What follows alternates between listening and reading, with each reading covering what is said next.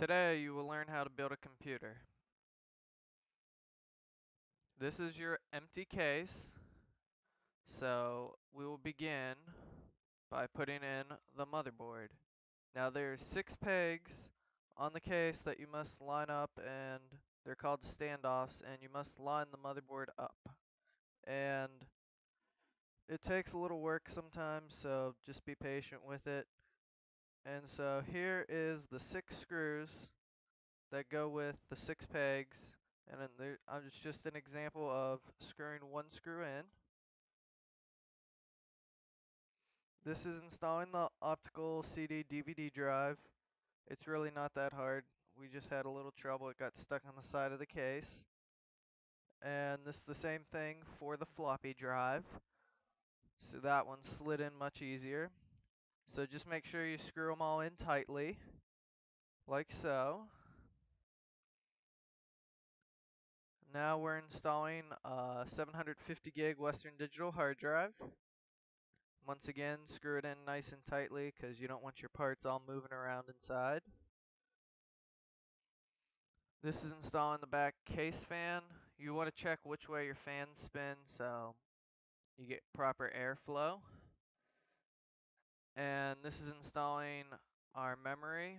It only fits one way, so if it doesn't fit the first time, try it the other way.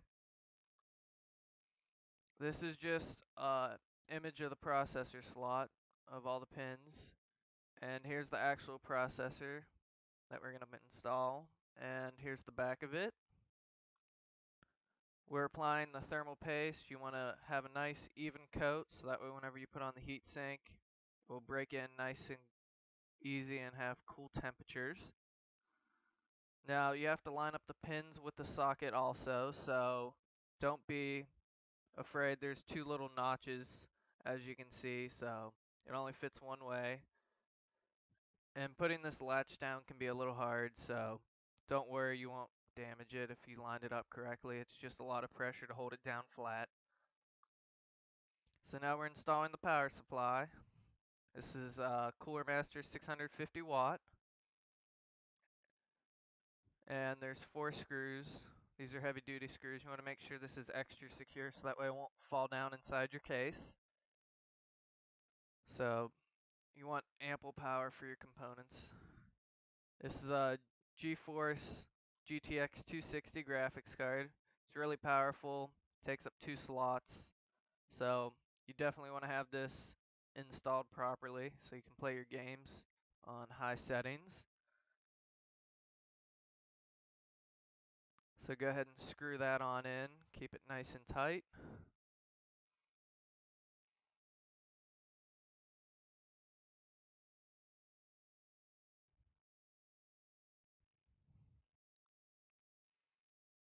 And now this is an additional expansion card. It's just a TV tuner.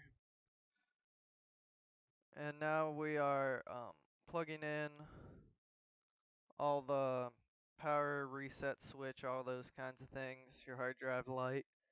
Just refer to your manual because each motherboard's different, and triangle is the positive. And now we're hooking up the 20 plus 4 pin connector to the main board.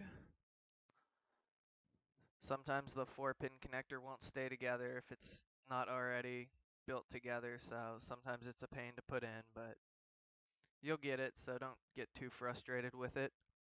And now we're connecting the SATA cable to the DVD drive.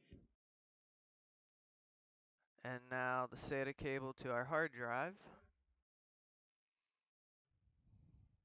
Once again, these only fit one way. It's a little L shape, so you can't put them in backwards or anything.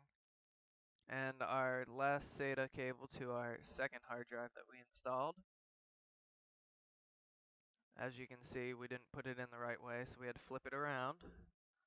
And now our 6-pin power adapters for our graphics card to give it power.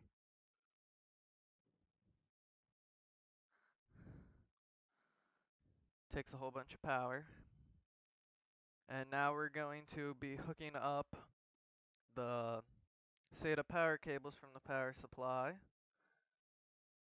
to the hard drives and DVD drive.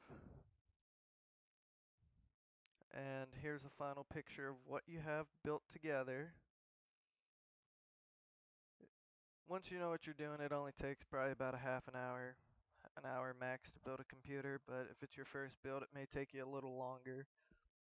But that's just a brief tutorial of how you can build a computer. Hope you enjoy. And this is it working. So, hope you enjoyed this video and you want to build a computer.